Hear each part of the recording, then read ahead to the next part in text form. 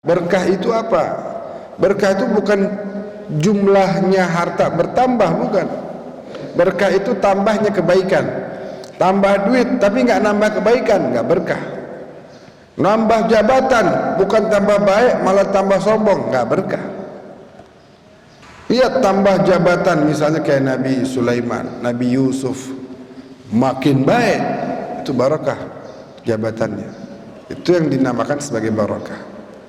Talabil halal, pengennya yang halal-halal aja. Nah, dari harta yang halal tadi akan tumbuh keberkahan.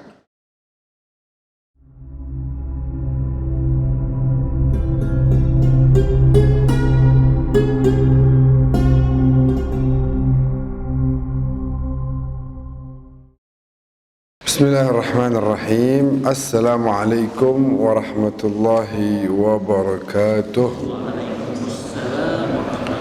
Alhamdulillah wassalatu wassalamu ala Rasulillah Sayyidina Muhammad ibn Abdullah wa ala alihi wa sahbihi wa mawala. Subhanaka la ilma lana illa ma 'allamtana innaka antal alimul hakim. Rabbi antiqni bil huda wa alhiqni bis salihin. Allahumma ij'alna hudatan muhtadin wa la taj'alna dhallina mudillin. Allahumma faqihna fid din wa 'allimna at-ta'wil bi rahmatika ya arhamar rahimin. Amma ba'du, guru kita Al-Habib Ali bin Ahmad Al-Haddad hafizahullahu ta'ala wa ra'ah, para hadirin wal hadirat yang mudah-mudahan senantiasa dimuliakan oleh Allah Subhanahu wa ta'ala. Kita bersyukur kepada Allah yang terus menerus memberikan nikmat demi nikmatnya kepada kita, padahal kita ni sebagai hambanya bukan jarang alias sering melanggar syariatnya. Terkadang kita menunda-nunda kewajiban, bahkan pernah meninggalkan kewajiban. Namun dialah Allah Subhanahu wa ta'ala yang terus menerus memberikan nikmat demi nikmatnya bagi kita, terus menerus membuka pintu istighfar dan taubat bagi kita, sehingga alhamdulillah sampai detik ini enggak berhenti kita dapat terus nikmat demi nikmat. Kita diizinkan oleh Allah untuk berada di rumahnya. Kaki-kaki kita yang terkadang kita melangkah ke tempat yang kurang baik, tapi Allah izinkan tetap bisa melangkah ke rumah Allah. Alhamdulillah, lisan-lisan kita yang boleh jadi kita pakai untuk mengatakan hal-hal yang kurang baik, diizinkan menyebut asma Allah Subhanahu wa ta'ala. Tentu yang paling besar nikmat yang Allah berikan adalah nikmat iman dan Islam. Kita minta semoga Allah Jalla Jalaluh menjaga nikmat tersebut untuk kita, untuk keluarga kita, sahabat-sahabat kita, seluruh kaum muslimin muslimat. Semoga semua kita kelak diwafatkan dengan kalimat la ilaha illallah Muhammadur Rasulullah sallallahu alaihi wasallam. Salawat beserta salam terus menerus kita sampaikan kepada sosok manusia yang sangat amat mencintai kita. Beliau terus menerus berjuang, berdakwah, sampai alhamdulillah kita yang jaraknya ribuan kilometer sampai juga ke sini. Ajaran Allah Subhanahu wa ta'ala ini adalah berkah perjuangan Nabi yang enggak kenal letih, enggak kenal lelah, nyaris tanpa istirahat pagi, siang, sore dan malamnya, terus menerus melangkahkan kaki beliau berjuang untuk berdakwah, menyampaikan apa yang diamanahkan oleh Allah Subhanahu wa ta'ala. Jazakallahu anna ya sayyidi ya Rasulullah. Semoga Allah membalas kebaikanmu wahai Tuanku, wahai Tuan kami, wahai Rasulullah, afdala ma jaza nabiyan an ummatih, dengan balasan yang terbaik yang Allah berikan kepada Nabi atas kebaikan terhadap umatnya, wa rasulan an qaumih wa ra'iyan an ra'iyatih, wa hasyarana Allah wa iyyakum tahta liwa'ihi sallallahu alaihi wasallam, wa razaqana Allah wa iyyakum an-nazar ila wajhihi al-karim wa musahabatahu fid darain amin ya rabbal alamin.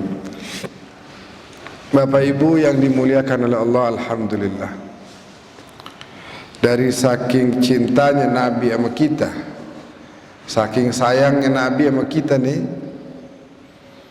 sampai-sampai pada saat Nabi sedang berziarah di Baqi', mudah-mudahan Allah kasih kita rezeki yang banyak bisa ke Mekah dan Madinah.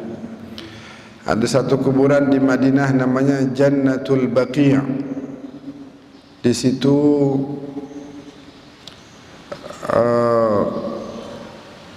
tempat dikebumikannya para keluarga Nabi, para sahabat Nabi.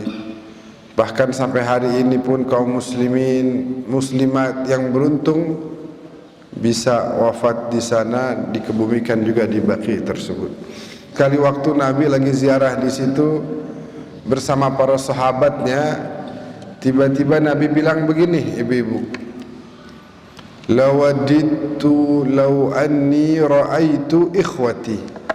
Nabi dalam kondisi sedih, beliau ngomong habis ziarah nih, beliau bicara begitu, seandainya saya bisa melihat saudara-saudara saya. Melihat Nabi sedih, para sahabat mencoba menghibur, ya Rasulullah, awalasna ikhwatuka, kita kan saudara-saudaramu, engkau udah bertemu sama kita, lalu siapa yang engkau maksud tersebut, engkau berharap mau ketemu dengan saudara-saudaramu? Kata Nabi, bukan, kalian bukan saudara-saudaraku, kalian sahabat-sahabatku.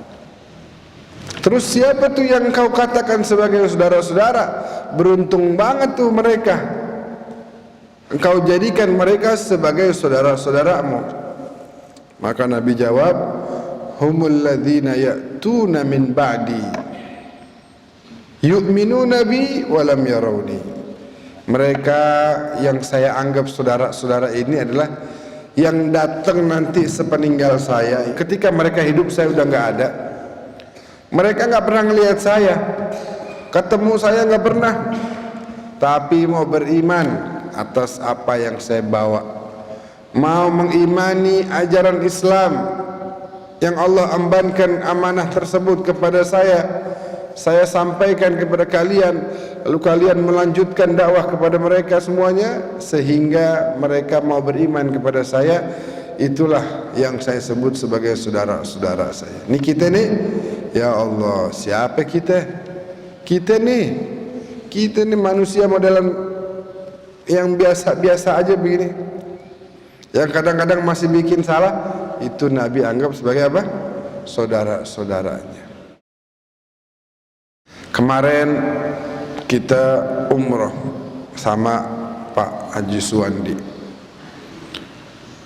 mau ziarah Nabi subuh-subuh, sampai saya rekam tuh videonya tuh, ada videonya saya rekam. Jadi ceritanya, orang kalau mau ziarah Nabi tuh masuk Babus Salam dulu, Habib Ali ke sono. Sekarang nggak bisa langsung, diputar dulu kita. Gara-gara Covid nih, diputar dulu ke sono.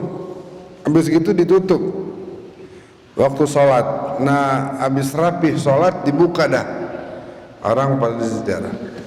Subuh-subuh kita nyampe malam, sholat berjamaah di situ, langsung kita ziarah. Subuh mau ke situ lagi mau ziarah. Begitu kita mau antri roda belakang begitu, kemudian pas dibuka orang pada lari, ribuan manusia lari mau masuk ke Babus Salam, mau ngucapin salam sama Nabi. Akhirnya saya rekam tuh, Sebab apa? Saya deg-degan ngelihat orang lari itu, langsung kebayang seperti inilah kira-kira kondisi padang mahsyar nanti. Semua orang lari-lari ngejar Nabi Muhammad sallallahu alaihi wasallam. Di hari itu kita ini semua manusia nyari-nyari Nabi. Yauma yafirrul mar'u min akhihi. Orang bakal lari dari saudaranya, wa ummihi wa abi, sahibatihi wa bani. Likulli imri'in minhum yawma idzin sya'nun yughnih. Kita nih ibu-ibu ntar lupa sama lakinya, bapak-bapak lupa sama bininya. Ya. Kecuali kalau seandainya betul-betul bisa menjadi keluarga yang sakinah, mawaddah, penuh rahmah dan kasih sayang, itu aman dah tuh, kumpul bareng lagi nanti di sorga. Tapi yang ada satu sama lain melakukan kesalahan, itu tuntut-tuntutan nanti, kagak ada yang mau saling tolong menolong, nggak ada. Nah, di hari itu semua kita lari menuju siapa? Menuju satu manusia. Bahkan kita pernah dengar mungkin ceritanya nabi-nabi yang lain itu kagak ada yang bisa nolongin kita. Ya abana Adam, manusia semua ngomong begitu, wahai ayah kita, wahai Adam. Nabi Adam kan bapaknya kita semua nih, bener gak? Ini semuanya cucu Nabi Adam kan? Nggak ada yang enggak, benar. Semua kita cucunya. Tapi Nabi Adam kagak bisa nolong kita. Nabi Nuh, kamu kan punya bahtera, kamu punya kapal besar yang menyelamatkan umatmu saat itu. Ayo selamatin kita juga dong hari ini. Oh nggak bisa, minta maaf, minta ridhonya nggak bisa.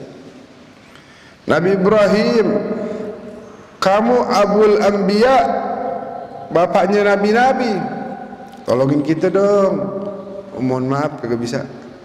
Nabi Musa, kamu kan kalimullah yang bercakap langsung dengan Allah. Sampaikan hari ini, ayo sampaikan kepada Allah. Mintalah pertolongan buat kita nih. Kita kepanasan dari dekatnya nih matahari. Kita kebingungan karena masih ada dosa-dosa yang belum sempat kita istighfarkan. Kita bingung, bekal belum cukup, tolongin kita. Oh nggak bisa, kata Nabi Musa, nggak bisa. Ya udah Nabi Isa dah kita cari. Nabi Isa, anta ruhullah, engkau ini ruhnya Allah. Ayo tolongin kita, nggak bisa juga. Tapi Nabi Muhammad sallallahu alaihi wasallam hari itu nyari-nyari kita. Kita sering dengar ucapan yang terkenal, ana laha, ana laha.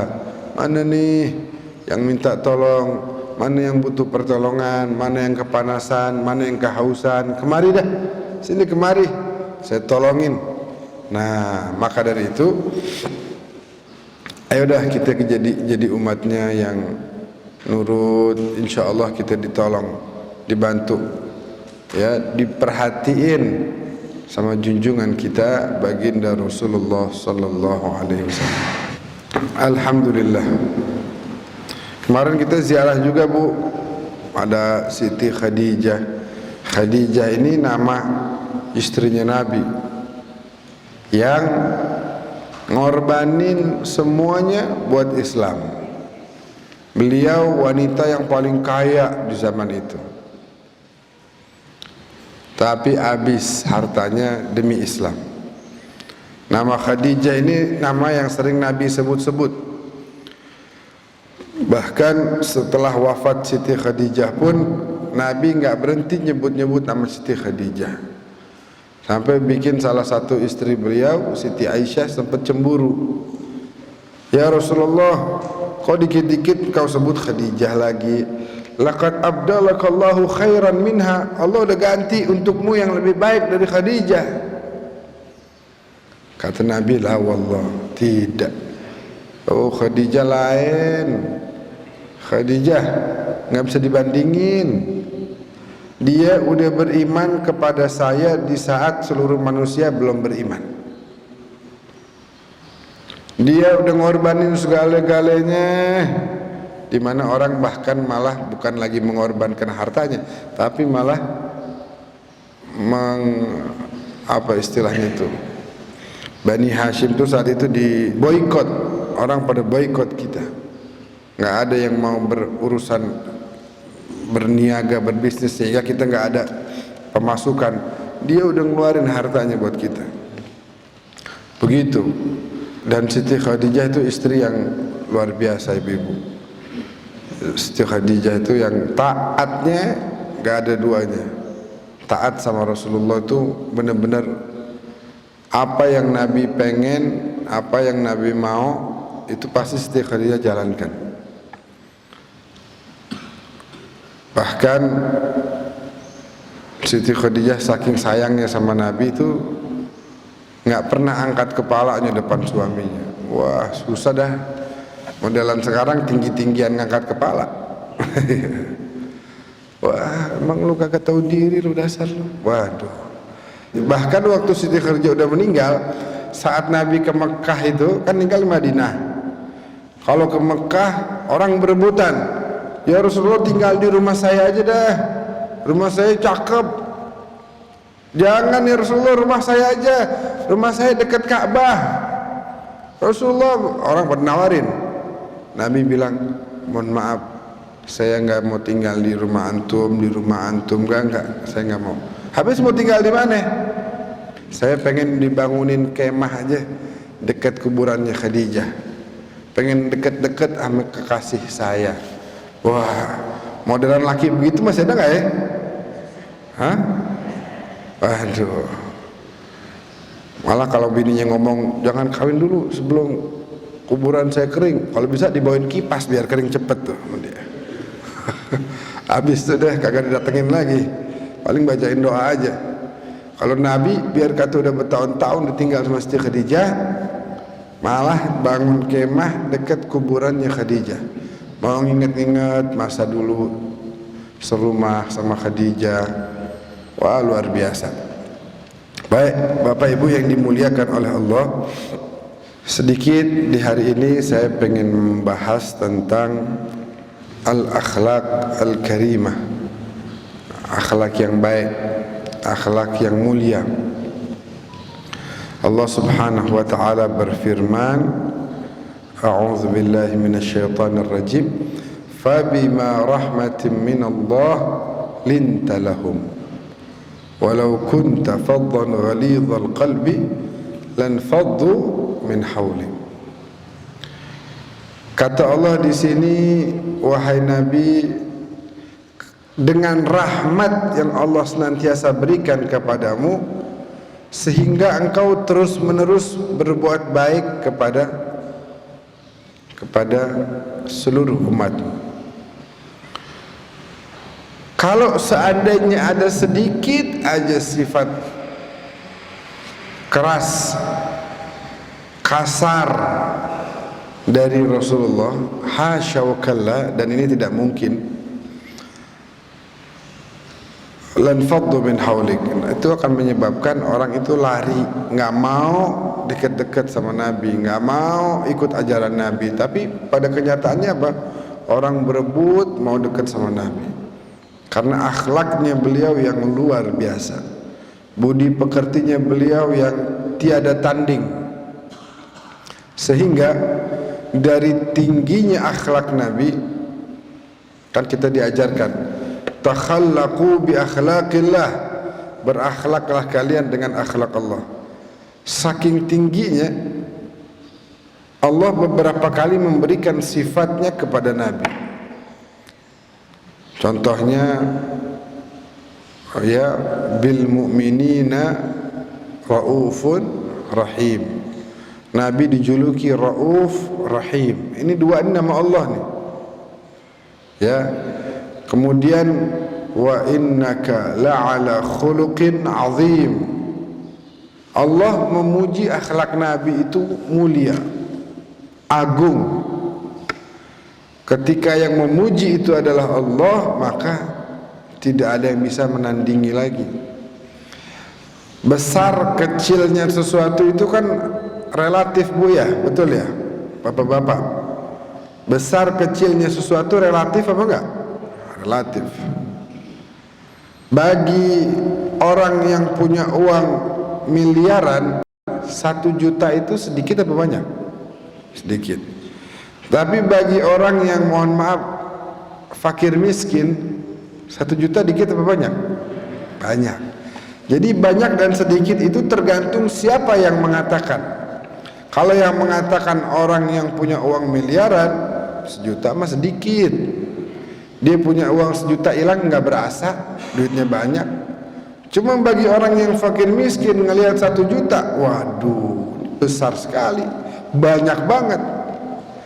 Relatif, tergantung siapa yang bilang. Kalau yang bilang sesuatu ini besar adalah Allah, kira-kira gimana? Kan beda nggak? Kita bilang ini luar biasa nih, itu mah hal yang biasa. Tapi kalau yang mengatakan luar biasa adalah Allah, itu baru istimewa. Yang bilang bahwa akhlak Nabi mulia itu adalah Allah yang maha mulia.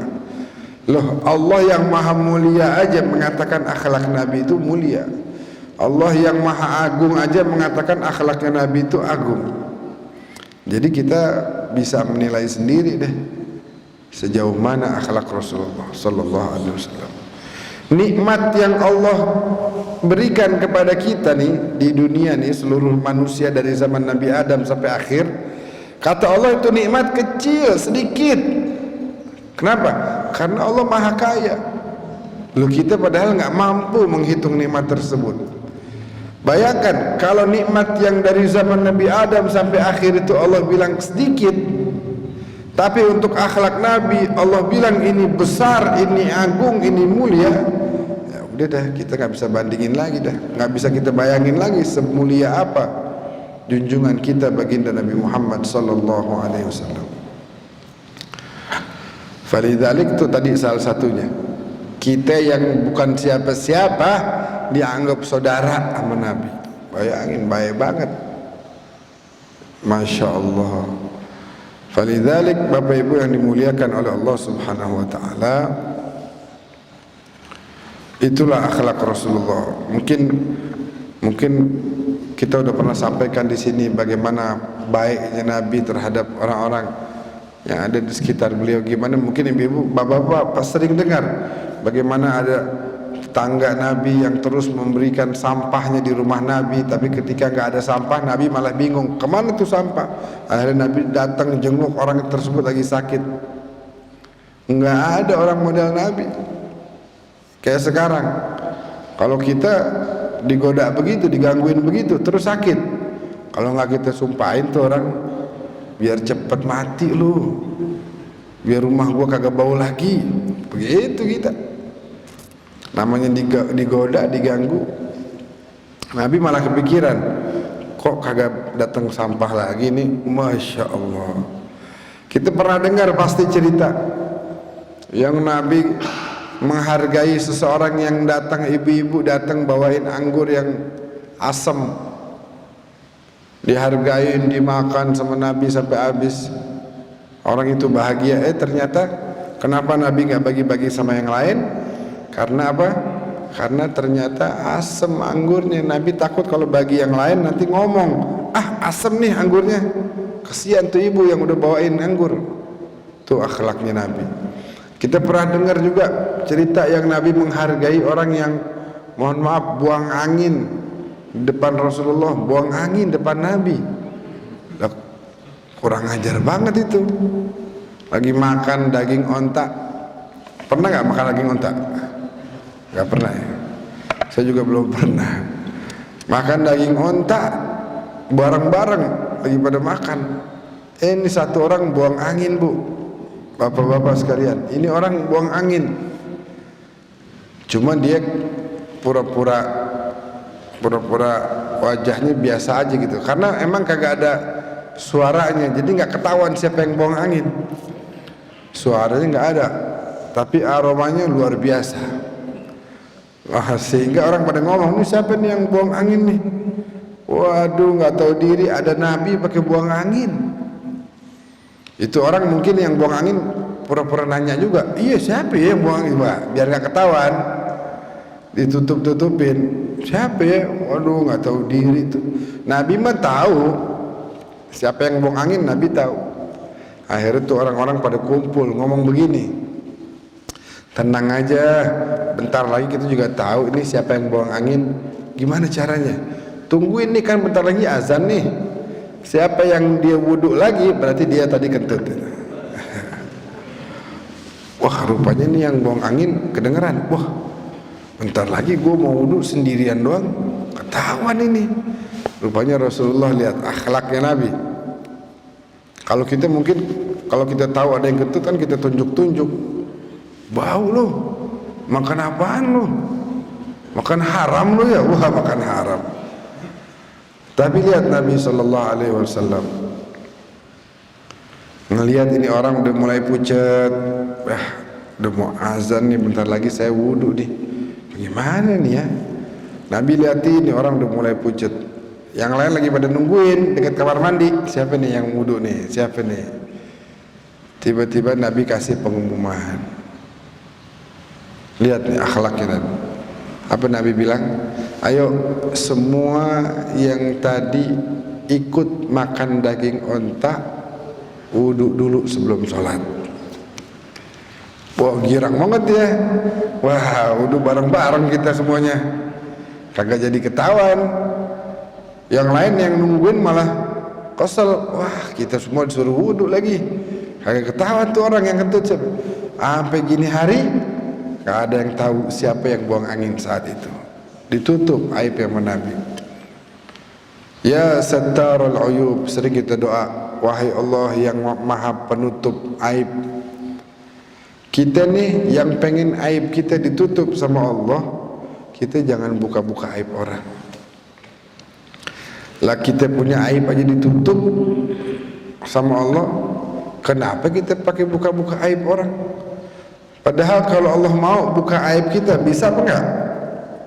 Bisa, kapan aja Allah mau dibukain. Tiba-tiba tetangga, boleh jadi kita punya keluarga, anak, orang tua, laki, bini, pada tahu ternyata kamu 10 tahun yang lalu pernah begini. Wah, malu kita. Tapi ditutup. Nah, makanya kita jangan buka aib orang. Baik, sedikit aja ya kita bahas di sini. Ijtanib ya akhil aziz, hindarilah wahai saudaraku perbuatan buruk. Hindarilah akhlak yang tidak baik. Pelit itu buruk, bisa diilangin tuh sifat. Kata Habib Abdullah Al-Idrus Al-Akbar bilang, i'sir jismaka bil mujahadah hatta tastakhrija minhu duhnas safa. Peraslah dirimu. Ini diri kita nih, baju kalau kotor direndam terus diperas, keluar nanti itu yang kotor-kotor, keringat keluar.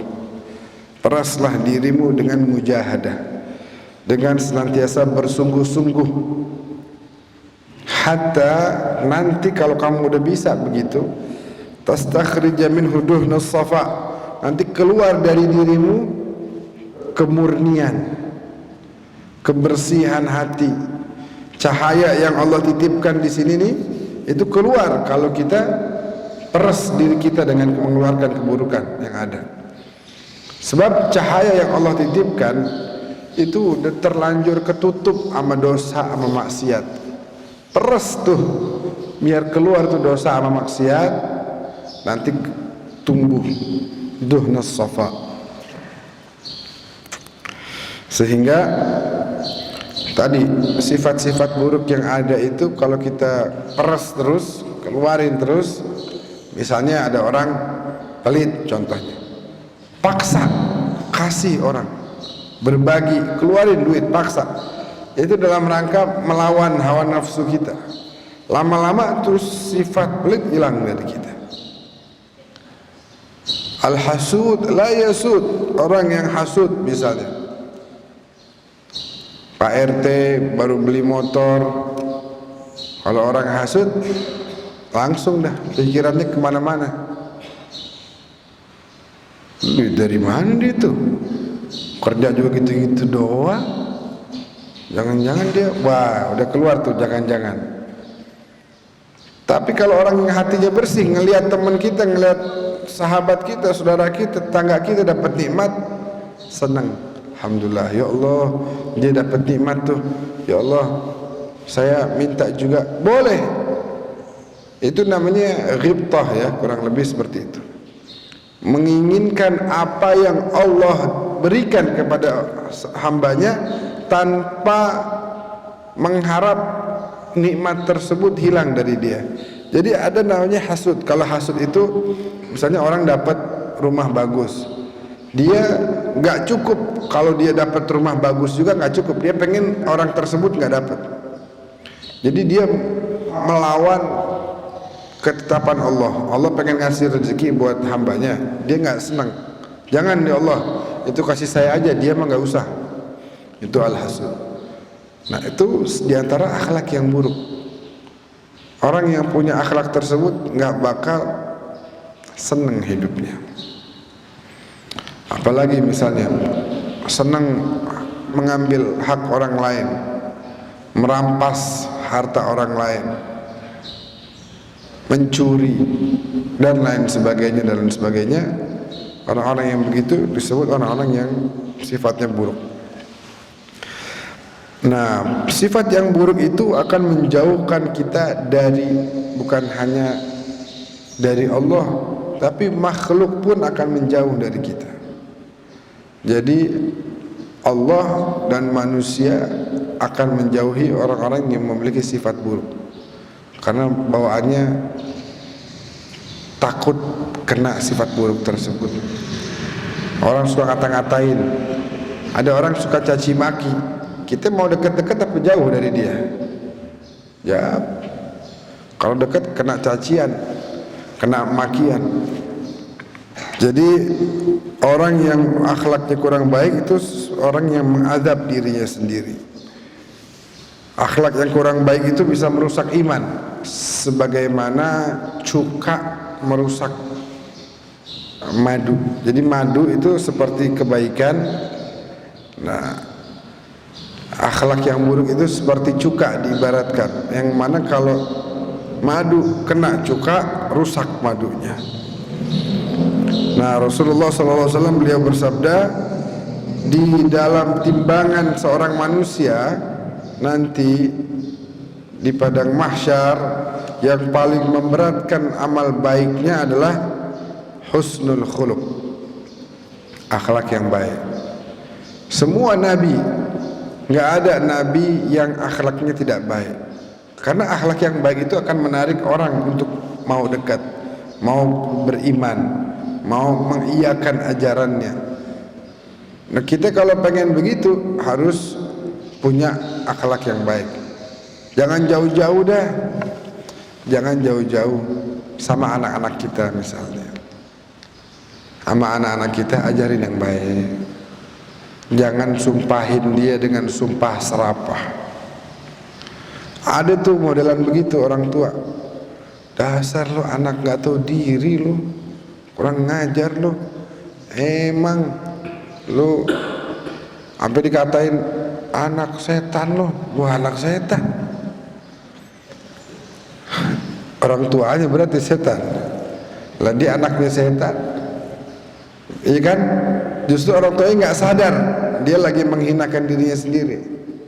Harusnya doain, Allah yahdik ya waladi, semoga Allah memberikan kamu hidayah wahai anakku. Ini nggak benar, ini nggak baik. Itu akan jadi contoh. Coba lihat bagaimana bapak memarahi anak si kakak nih. Pasti si kakak itu akan begitu juga kepada adiknya. Misalnya bapaknya suka ngomong begini, contoh ya, kalau minta tuh marah-marah, misalnya gitu, sini gak, cepet, sini. Dia bakal ngomong gitu juga sama adiknya, sini, cepet, sini, mau dibilang cepet. Persis, anak tuh akan meniru apa yang diperbuat oleh orang tua aja. Maka dari itu tunjukkan akhlak yang baik di hadapan anak kita, biar itu jadi pelajaran buat dia. Naam, kata Nabi apa? Inna ahabbakum ilai wa aqrabakum minni yaumal qiyamah majlisan ahsanukum khuluqan. Sesungguhnya yang paling saya cintai dan yang paling dekat sama saya nanti tempatnya di hari kiamat adalah yang paling baik akhlaknya. Akmalukum imanan, yang paling sempurna imannya di antara kalian adalah ahsanukum khuluqa, yang paling baik akhlaknya. Jadi yang kita mau tahu nih orang imannya baik apa enggak? Kita ngelihat Habib Ali kan udah ketahuan nih, imannya kelas tinggi, baik banget akhlaknya. Gak pernah ngelihat orang kecuali pasti lagi senyum. Masya Allah. Orang ketemu beliau pasti beliau senyum. Itu kayak kakeknya beliau namanya Sayyidina Ali Zainal Abidin. Fama yukallamu illa hina yabtasimu. Selalu kalau orang datang ngajak ngobrol tersenyum, ya.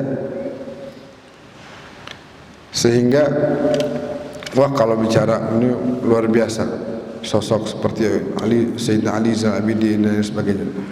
Jadi orang udah tahu ngelihat Habib Ali, orang-orang seperti Habib Ali, ashbahukum bi ahsanukum khuluqan. Yang paling mirip di antara kalian dengan saya siapa ya Rasulullah? Yang paling baik akhlaknya.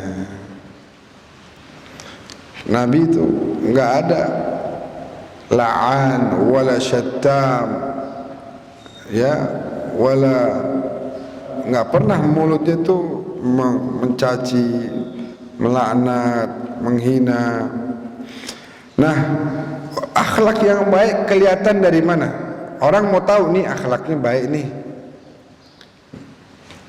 Disebutkan di sini akhlak yang baik itu diantaranya yang paling pokok ada 3 poin. Yang pertama, ijtinabul maharim, senantiasa menghindarkan yang haram-haram. Ini orang baik nih misalnya, dia senyum terus sama kita, dia suka berbagi sama kita. Misalnya contohnya siapa? Politikus. Oh baik, dia bagi-bagi mulu sama kita. Ternyata hasil korupsi. Baik apa enggak? Enggak baik. Enggak disebut baik. Dia harus menghindarkan dirinya dari yang haram, baru dia layak dan pantas disebut sebagai orang baik. Kalau dia berbuat baik tapi dari hasil yang haram, yang tidak halal, itu enggak disebut baik. Wa talabil halal, di antara bukti akhlak seseorang itu baik, talabil halal. Dia selalu pengen yang halal aja. Yaktafi bil halal, merasa cukup dengan yang halal. Allahumma aghnina bihalalika an haramik.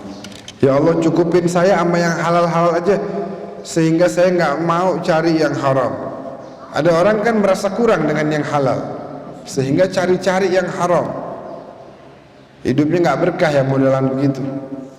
Sering dengar nih, mudah-mudahan berkah, mudah-mudahan berkah. Berkah itu apa? Berkah itu bukan jumlahnya harta bertambah, bukan. Tapi ziyadatul khair dalam bahasa Arab. Al-barakatu hiya ziyadatul khair. Berkah itu tambahnya kebaikan. Tambah duit tapi nggak nambah kebaikan, nggak berkah. Nambah jabatan bukan tambah baik, malah tambah sombong, nggak berkah. Lihat tambah jabatan misalnya kayak Nabi Sulaiman, Nabi Yusuf, makin baik, itu barakah jabatannya. Lihat misalnya banyak di sini, Al-Habib Zain, Al-Habib Ustadz Hussein, Al-Habib Abu Bakar, duitnya dikasih sama Allah banyak, tapi makin banyak lagi sedekahnya. Itu namanya barakah. Ya, barakah. Bahkan terkadang duit mereka lagi nggak ada, tetap kelihatannya kayak ada begitu. Sebab tetap tangannya ngasih terus kemana-mana, nyampe terus. Ada ma yusamma bil barakah. Itu yang dinamakan sebagai barakah. Talabil halal, pengennya yang halal-halal aja. Nah, dari harta yang halal tadi akan tumbuh keberkahan. Kalau kita nggak merasa cukup dengan yang halal, cari-cari sono kemari, cari-cari itu dapat sampai akhirnya ngerjain yang haram, dapat yang haram, pasti nanti akan berkurang keberkahan. Coba lihat, ini contoh aja ya, contoh orang di desa, wah bangun jam 3:30, habis itu dia siap-siap mandi, sholat subuh, habis itu dia pergi ke mana? Apa namanya itu kalau petani pergi ke sawah, kerja di sawah, siang-siang anaknya datang bawa makanan, dia istirahat makan, habis itu sholat zuhur dia rebahan baru sebentar hilang tidur enak, habis itu balik sore rapi-rapi sholat maghrib berjamaah, habis isya tidur dia, nikmat. Nanti ada hajatan, dia bisa datang sono, ada kawinan, ada tahlil, hadir. Waktunya barakah, rezekinya barakah. Di waktu yang sama kita lihat ada orang, Masya Allah, jabatan tinggi, pagi ketemu malam, sampai rumah jam 1, baru mau tidur, ada lagi telepon, ngurusin ini. Wah, habis waktunya. Mau istirahat nggak bisa, mau hadir acara keluarga nggak ada waktu, diundang acara tahlil tetangga nggak bisa, nggak sempet, silaturahmi jadi berkurang, ya. Jadi coba jangan terlalu kita punya ekspektasi tinggi sehingga mengurangi daripada hal-hal yang harusnya kita jadikan sebagai prioritas, silaturahmi. Begitu. Boleh kerja, cakep, kerja itu bagus, thalabul halal bagus. Cuman jangan sampai berlebihan sampai melupakan kita daripada akhirat. Biasanya model begitu yang akhirnya jadi lupa dengan akhirat. Dunia aja. Sampai kadang-kadang sholatnya dikorbanin. Nauzubillah min dzalik. Lagi-lagi saya bukan lagi melarang kita bekerja yang banyak, cakep, bagus. Tapi ingat, ada waktunya bersilaturahmi, ada waktunya ibadah, ada waktunya kumpul dengan keluarga. Banyak deh kita kenal yang modelan begitu. Ada ayahnya ibu saya itu begitu. Di mana aja pokoknya malam Jumat harus kumpul keluarga ngaji, nggak boleh tinggal itu. Sampai gini hari masih terjaga. Pokoknya malam Jumat nggak ada tuh istilah sono kayak ada kerjaan nih, mau ketemu sama rekan bisnis, kebetulan ada usaha gede, nggak ada. Nanti ini waktu yang barakah, kumpul, duduk bareng, ngaji bareng, sholat bareng, silaturahmi sama keluarga. Biar ada waktu, biar ada perhatian sama keluarga. Itu contoh aja, nggak harus seperti itu. Intinya kita harus luangkan waktu. Itu yang jadi barakah itu di situ. Kalau kita pengen hidup kita barakah, cari ziyadatul khair, bukan ziyadatul madah, bukan tambah materi, tapi tambah kebaikan.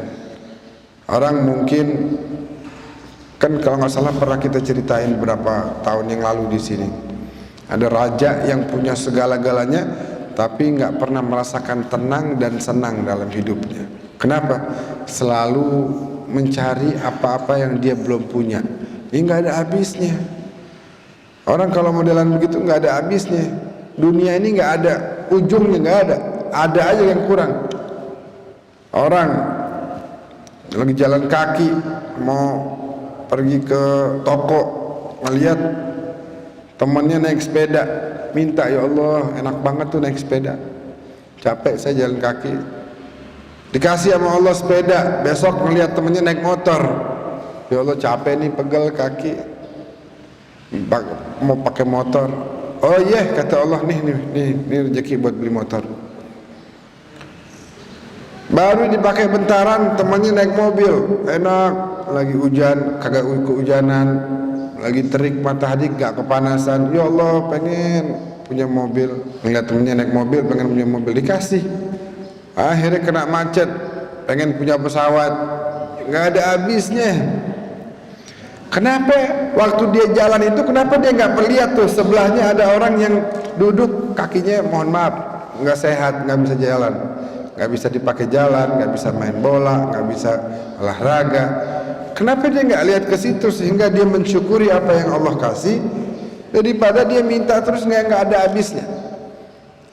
Falidzalik yang kita minta adalah talabul barakah, minta keberkahan. Nanti dengan begitu akan tumbuh banyak kebaikan dari hidup kita. Banyak. Intinya kita pengen hidup kita penuh kebaikan, penuh keberkahan, sehingga dalam kondisi miskin ataupun kaya tetap banyak kebaikan.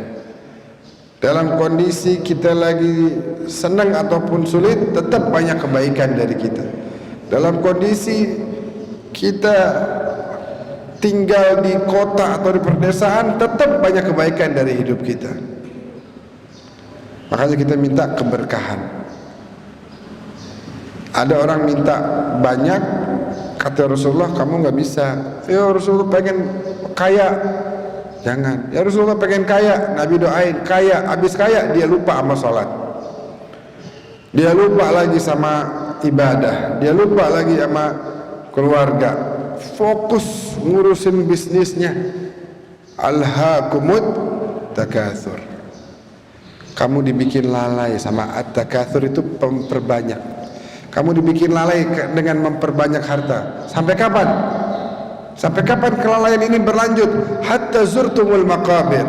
Sampai masuknya kalian ke dalam kuburan baru tahu, ya Allah, ngapain kemarin nyari-nyari rumah yang gede, sekarang udah tinggal di sini. Bakal apaan tuh duit yang saya kumpulin, yang saya udah nipu orang sono sini, bakal apaan? Nggak bisa saya pakai. Ntar lagi saya ditanya sama Allah, dari mana tuh duit? Ya Allah, bakal apa kemarin jabatan yang saya kejar-kejar, udah jadi direktur, baru nikmatin duduk di kursi jadi direktur, sekarang udah dipanggil, belum bisa nikmatin. Padahal saya buat sampai jadi direktur tuh harus ngikut sono, fitnah sini, bohongin sana, nipu sini. Mau nikmatin dipanggil, masuk hatta zurtumul maqabir, masuk kuburan 2 kali 1. Kalla sawfa ta'lamun, semua kalian bakal begitu kata Allah. Summa kalla sawfa ta'lamun, kalla law ta'lamuna ilmal yaqin la tarawunna al-jahim. Thumma la tarawunnaha 'ainal yaqin thumma la tus'alunna yawma idzin 'anil na'im. Semua kalian pasti kata Allah bakal ditanya, dimintai pertanggungjawaban.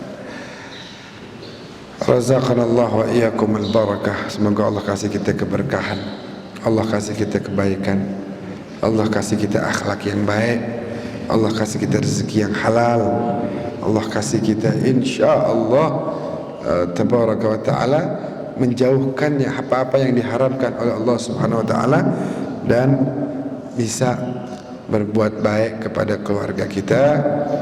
Karena tadi yang terakhir ijtinabul maharim, talabil halal, at-tawassu' 'alal iyal, berbuat baik kepada keluarga, baik sama keluarga, sopan sama keluarga, akhlak sama keluarga. Jangan di luar kita baik, ketemu teman bisa baik, sama keluarga kagak baik, jangan begitu. Justru keluarga adalah orang yang paling berhak untuk kita berbuat baik kepada mereka. Keluarga adalah orang yang paling layak untuk kita mengeluarkan kata-kata yang sopan santun kepada mereka. Kita baik sama orang, sama keluarga lebih baik. Nabi baik sama orang, tapi sama Khadijah Nabi jauh lebih baik. Nabi lebih perhatian sama anaknya, ya.